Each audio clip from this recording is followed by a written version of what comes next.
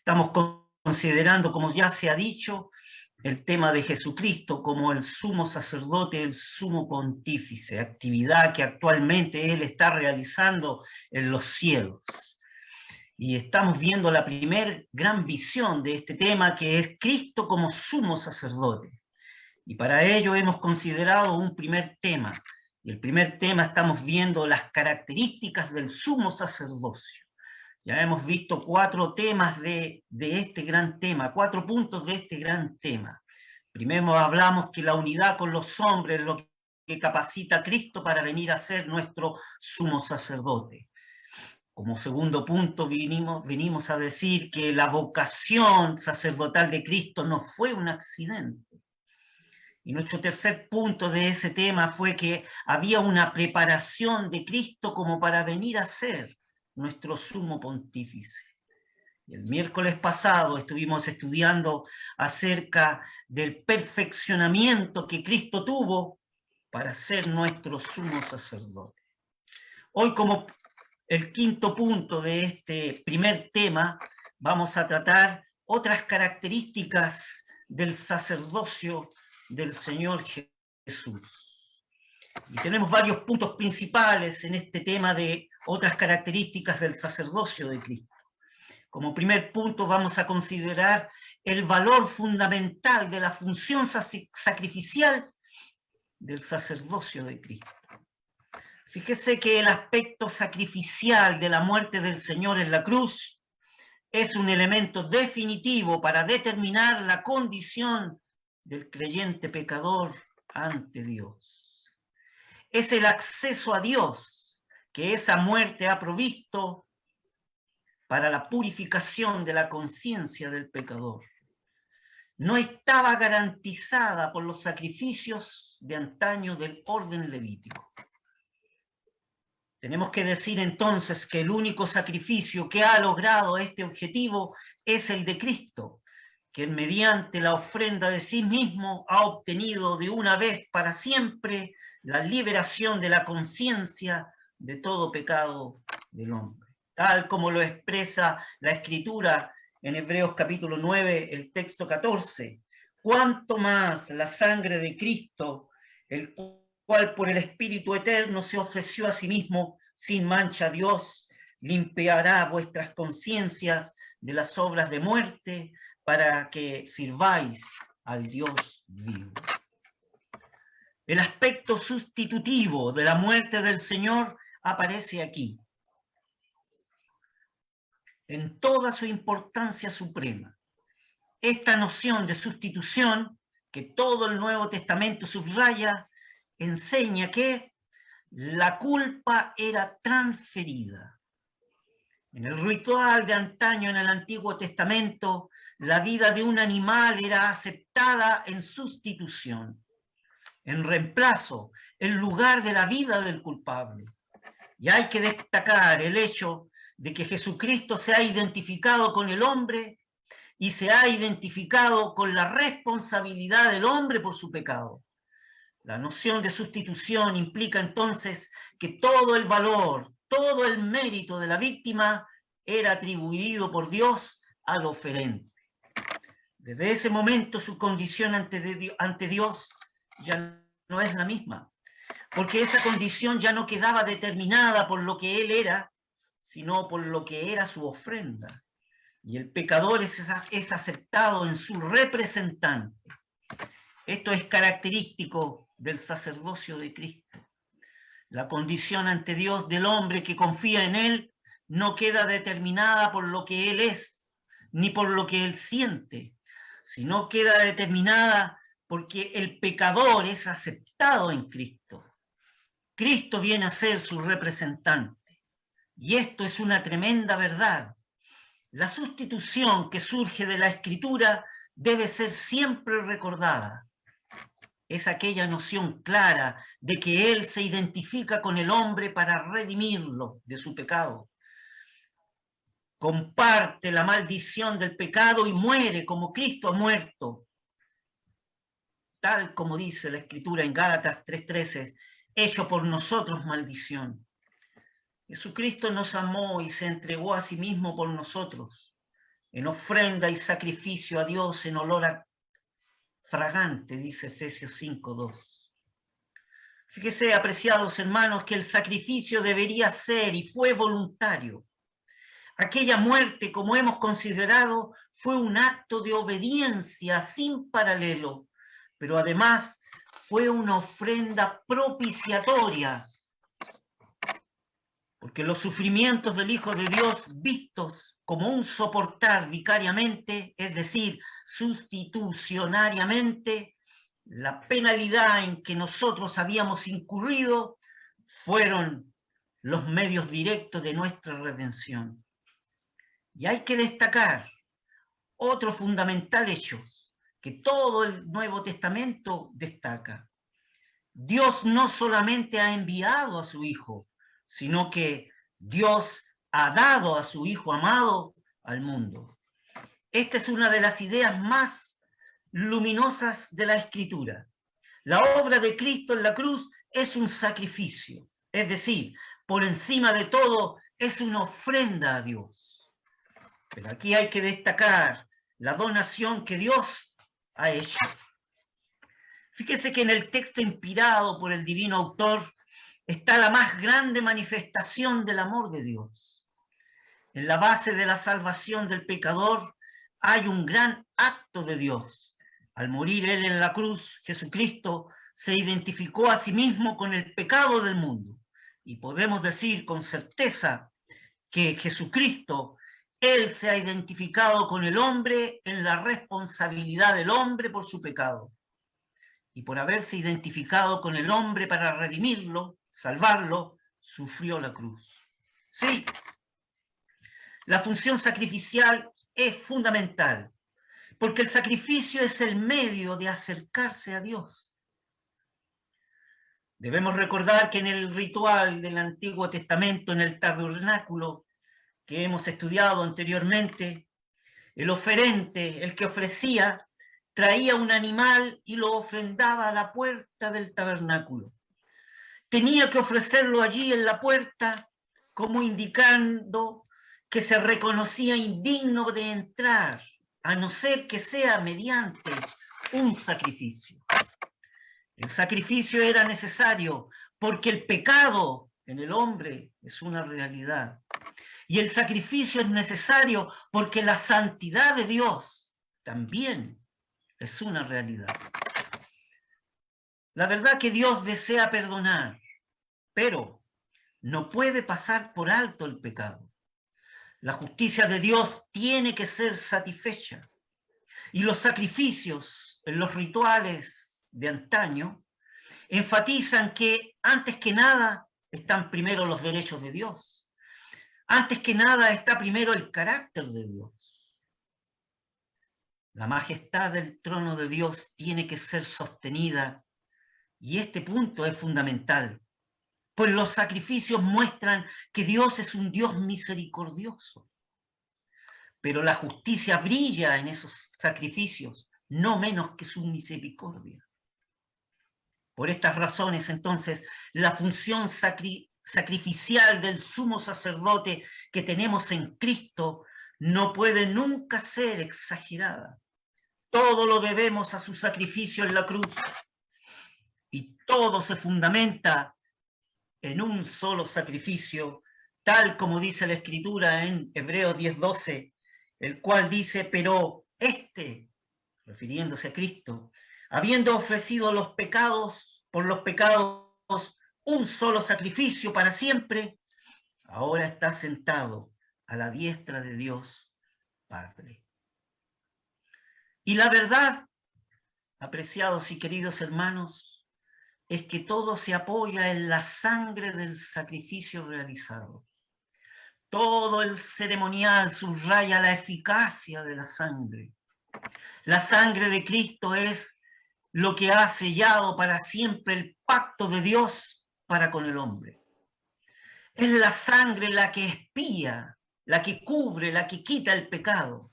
Es la sangre, es la que lo agota. Es la sangre que extingue el pecado en todos sus efectos.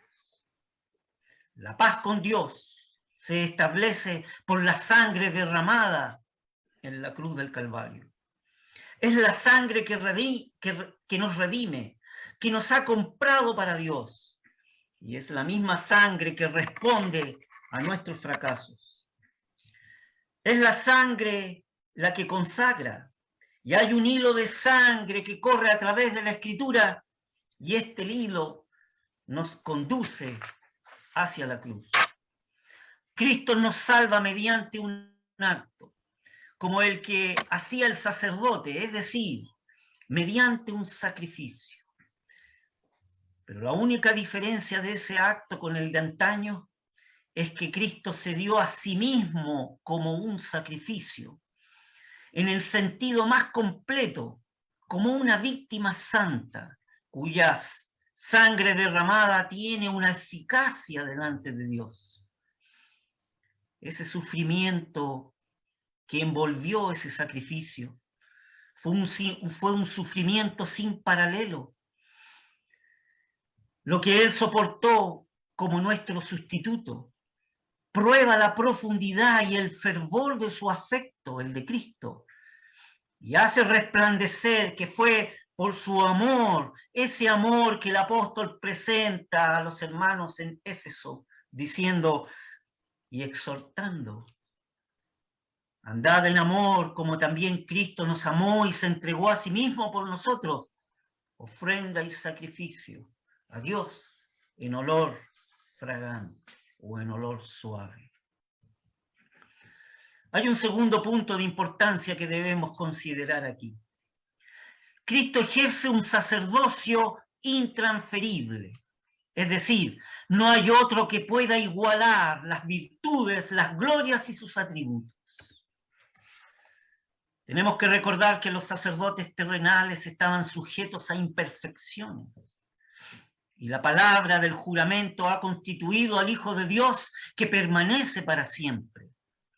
Así tenemos en la presencia de Dios a un ser que permanece para siempre, que nos está representando sin ninguna interrupción y por tanto nos mantiene en una relación eterna según el carácter de su persona santa, sin mancha y más sublime que y hecho más sublime que los cielos, dice la Escritura. En cuanto a la manera que nuestro sumo pontífice, nuestro sumo sacerdote ha entrado, la Escritura revela que es por su propia sangre. Los anteriores sacerdotes entraban con sangre ajena, pero no ha ocurrido así con Cristo. Él ha ofrecido su propia sangre. La sangre derramada significa que ha sido entregado bajo el juicio de Dios.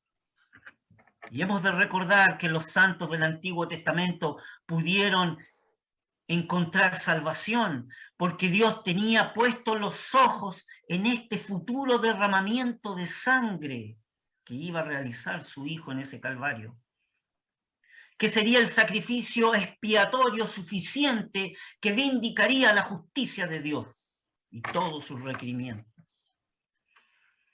Que Cristo haya entrado en los cielos por su propia sangre incluye el hecho glorioso de lo que porque ha entrado por nosotros. Él ha entrado en los cielos en virtud de su propia sangre. La idea significa que ha entrado pagando el precio y abriendo un camino para todos aquellos que se refugian en Él, en ese mérito infinito de su sacrificio de la cruz. Por eso el autor inspirado aquí en Hebreos puede asegurar que habiendo entrado Cristo así, dice, ha obtenido eterna salvación. La obra de salvación está plenamente consumada, enteramente a satisfacción de Dios. Y la exaltación de Cristo ha asegurado la entrada definitiva de Él como sumo sacerdote al templo celestial, a ese templo verdadero, no hecho por las manos del hombre. Este sacerdocio es intransferible. Ningún ser sobre la tierra, ningún ser de las regiones celestiales puede igualar esta obra. Ningún ser comparte con él las virtudes, las glorias y los atributos que como sumo pontífice único, el Señor Jesús, de su pueblo redimido, la Escritura le asigna. Tenemos un tercer punto de importancia que analizar. En el sacerdocio de Cristo se destaca su carácter misericordioso de él. Dice Hebreos 4, desde el texto 15 al texto 16.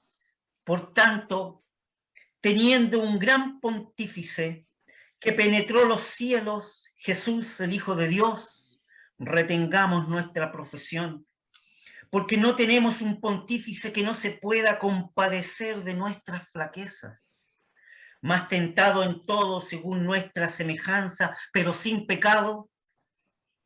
Expresa la Escritura como una consecuencia de esto, alleguémonos, pues confiadamente al trono de la gracia, para alcanzar misericordia y hallar gracia para el oportuno socorro.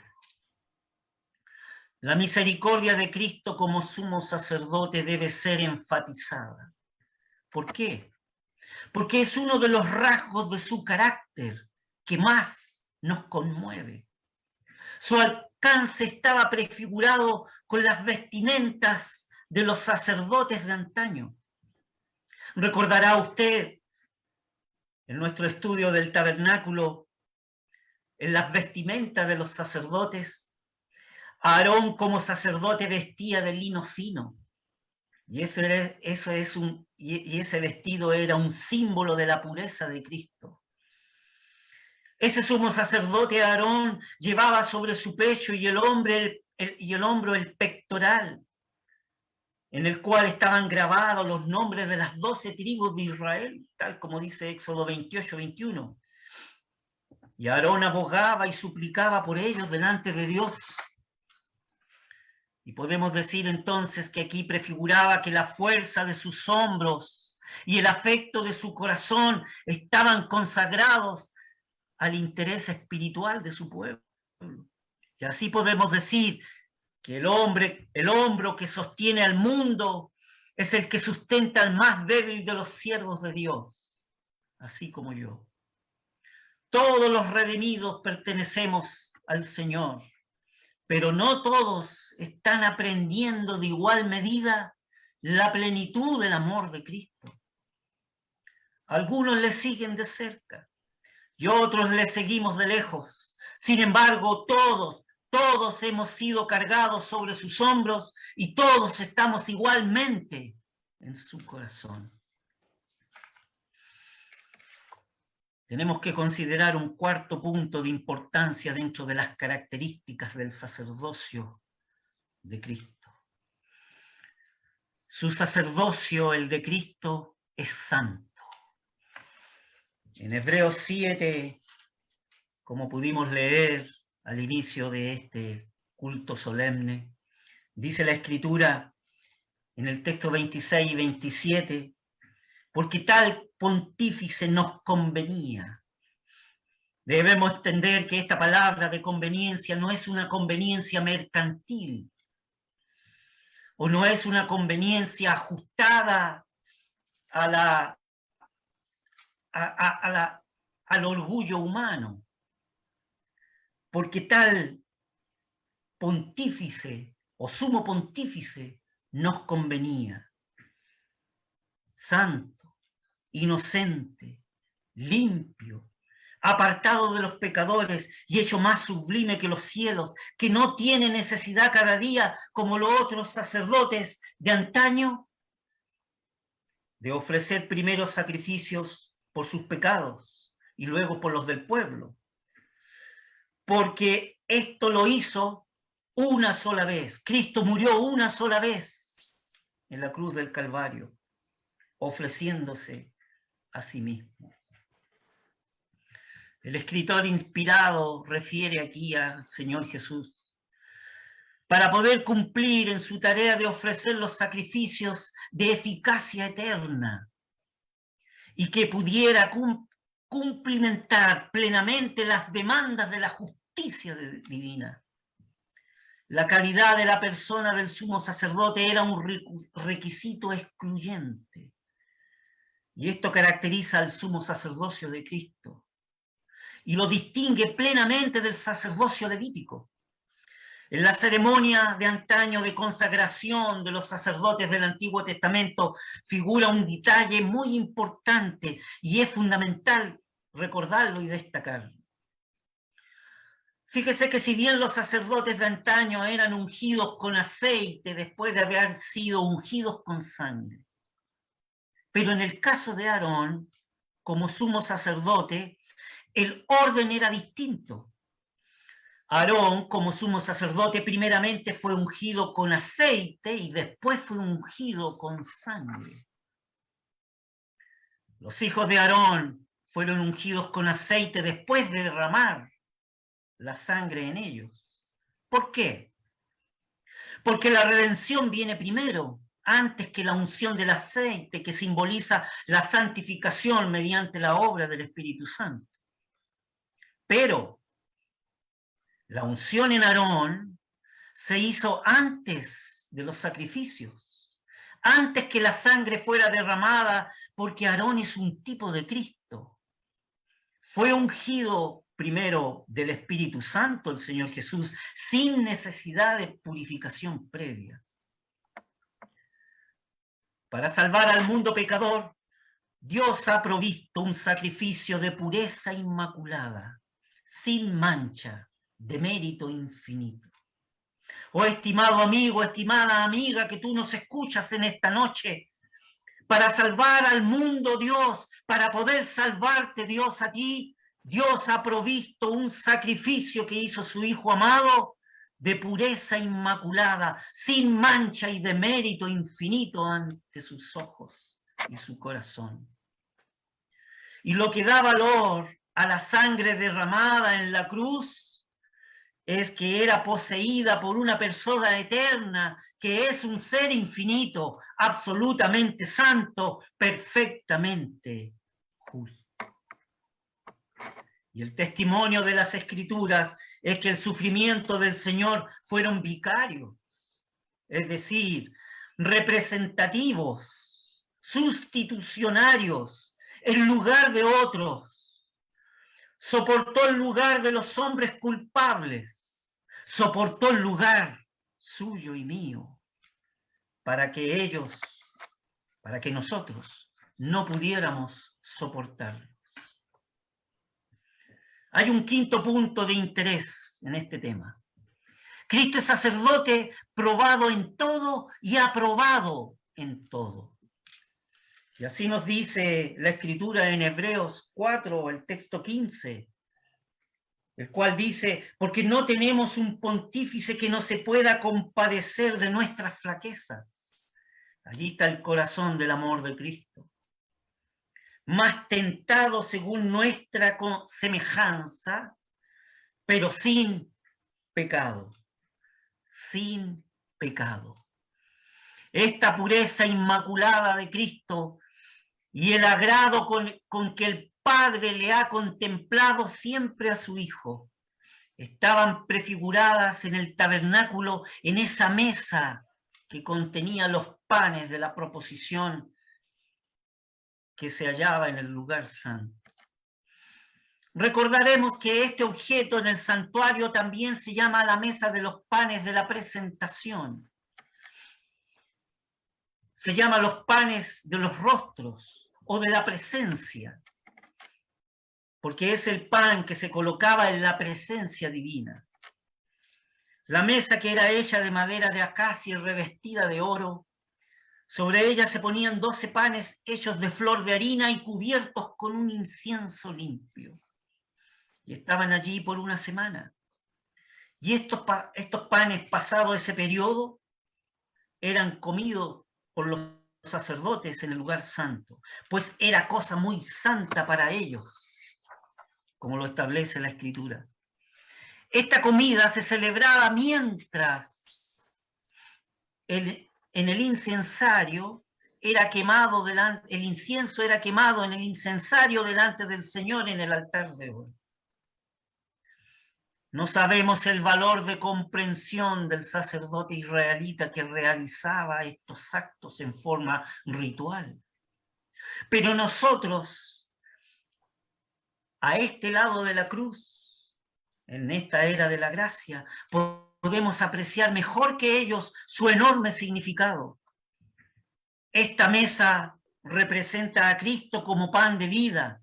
Cristo es el pan del cielo porque aquella vida, aquel carácter, aquella ofrenda son antes que nada la satisfacción de Dios. Los panes tenían que estar en la presencia de Dios y esto en forma continua. La mesa estaba allí presentando el pan santo delante de Dios. Y el ojo santo de Dios siempre lo miraba, participando de él con satisfacción. Esta mesa representa a Cristo como pan de vida, aquel pan que había de venir para satisfacer el hambre espiritual de los hombres. Pero también muestra otro aspecto de importancia. Muestra la satisfacción que el Padre ha encontrado por siempre en su Hijo. Muestra que esa satisfacción la encuentra hoy en su Hijo glorificado en los cielos. Y nosotros los hombres no podemos medir toda la extensión de este hecho insondable del amor del Padre hacia su Hijo. Esto nos lleva a considerar un sexto punto en nuestro análisis de estudio de hoy. Y dice así: el sacerdocio de Cristo revela el cumplimiento del designio de Dios en la muerte de su Hijo.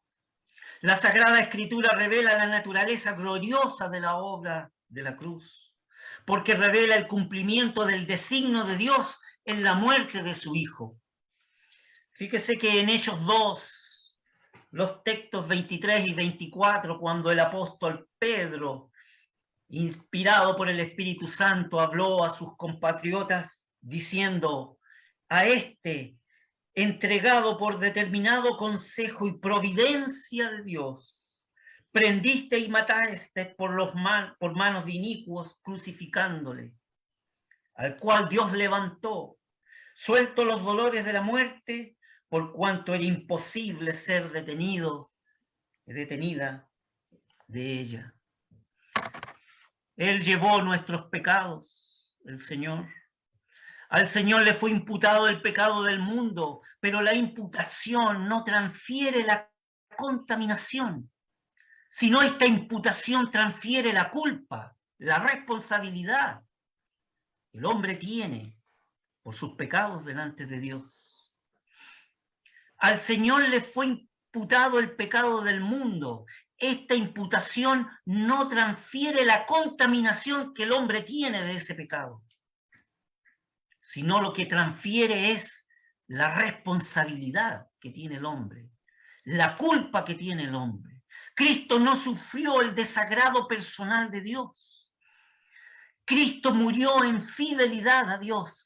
Cristo murió a causa del pecado del hombre. Cristo murió por el pecado del hombre. Y Cristo murió por el pecador. Pero no murió en el pecado, ni murió a Dios. Él murió cobijado en Dios, llevando por la gracia de Dios la culpa de todos nosotros. Algo así se expresa en Hebreos 2:9, el cual dice: empero le vemos coronado de gloria y de honra por el padecimiento de la muerte a aquel Jesús, que es hecho un poco menor que los ángeles, para que por la gracia de Dios gustase la muerte por todos.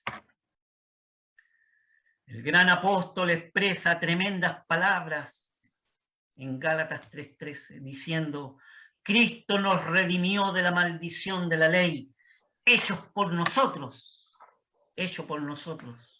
maldición. Y agrega en ese texto 14, para que en Cristo Cristo Jesús la bendición alcance a los que por la fe reciban la promesa. Solo Dios que pesa los corazones ha podido conocer lo de aquel sufrimiento, lo que aquel sufrimiento significó.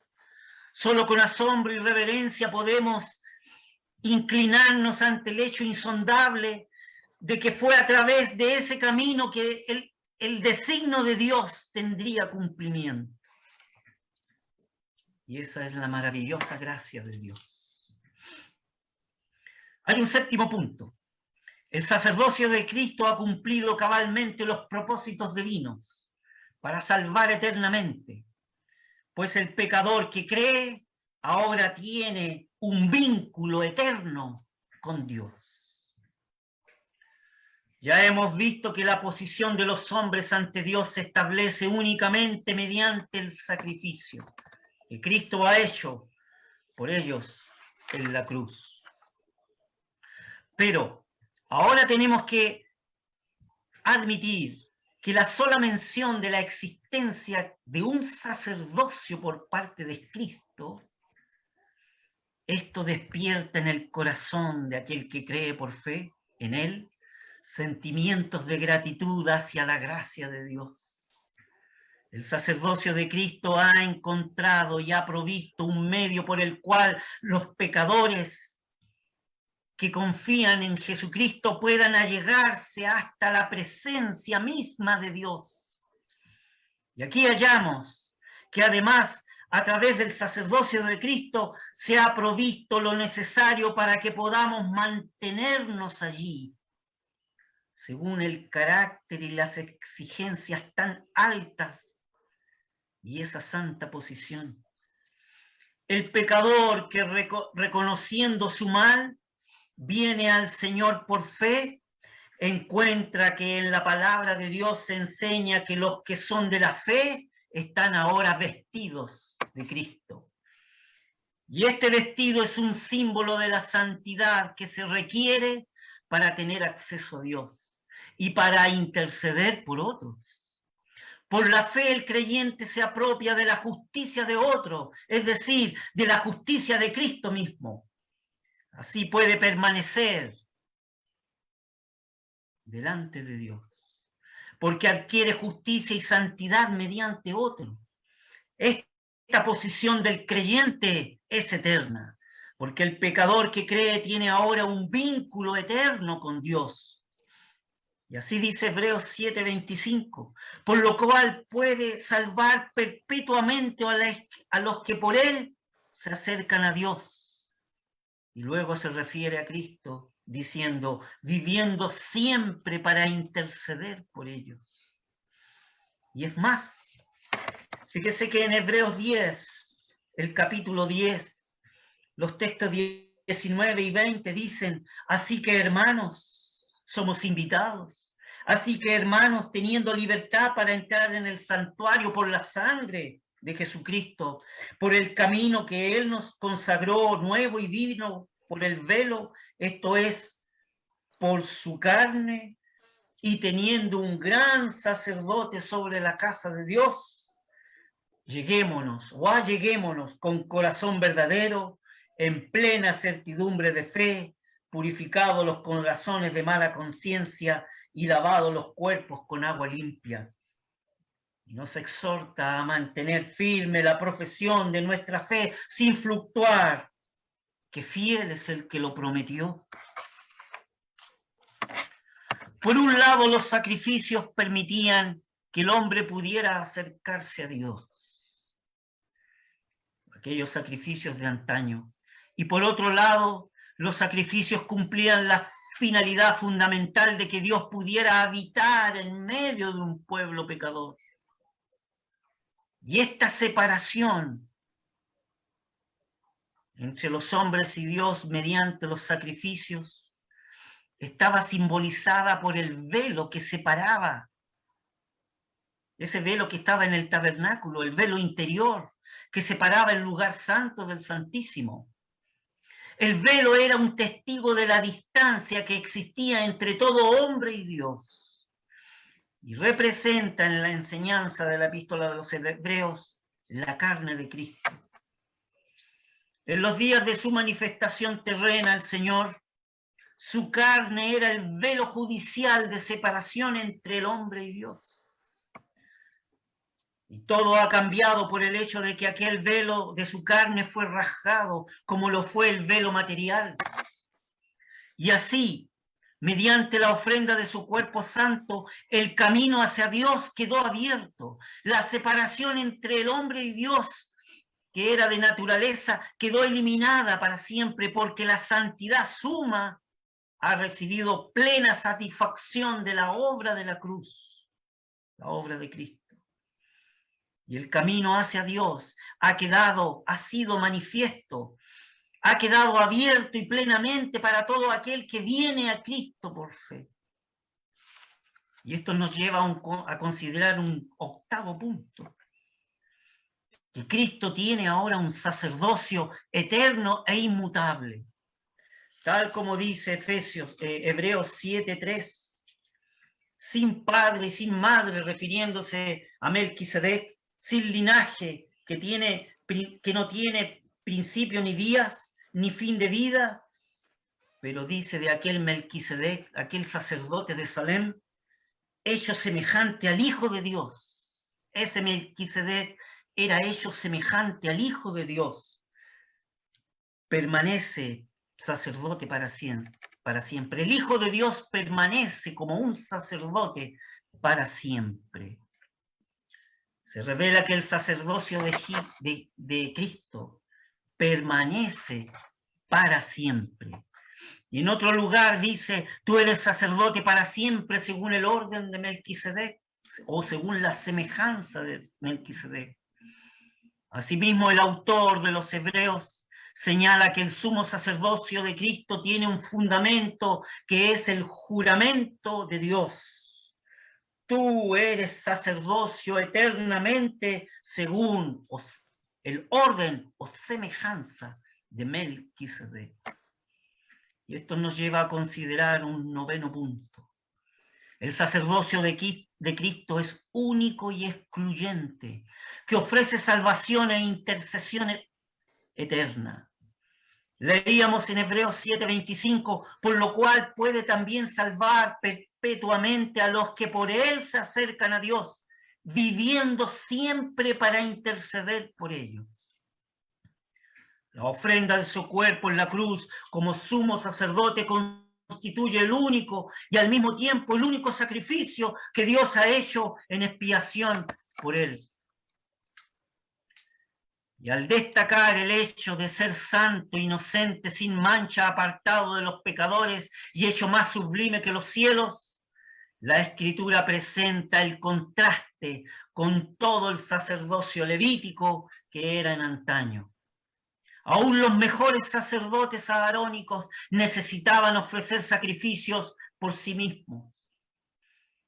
Pero ahora hay uno que no necesitó ofrenda alguna por sí mismo y que una sola vez hizo perfecto el sacrificio por su pueblo y por los suyos. Y esto nos lleva a considerar un décimo punto y el último de esta noche.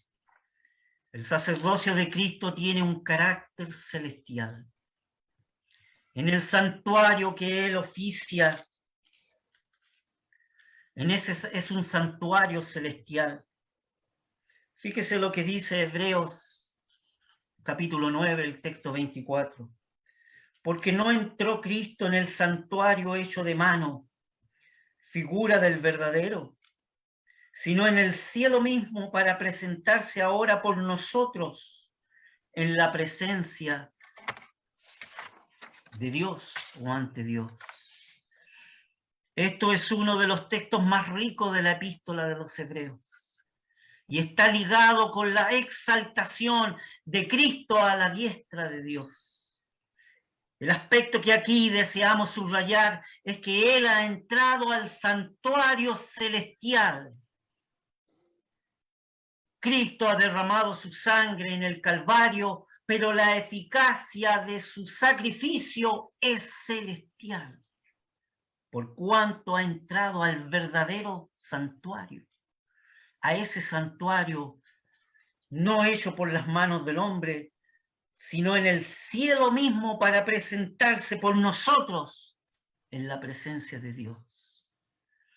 Y hay que destacar el carácter celestial de este santuario, donde realmente se presenta ahora por nosotros ante Dios, para interceder por los suyos, para interceder por su pueblo, para interceder por usted. Que el Señor bendiga su palabra, apreciados hermanos,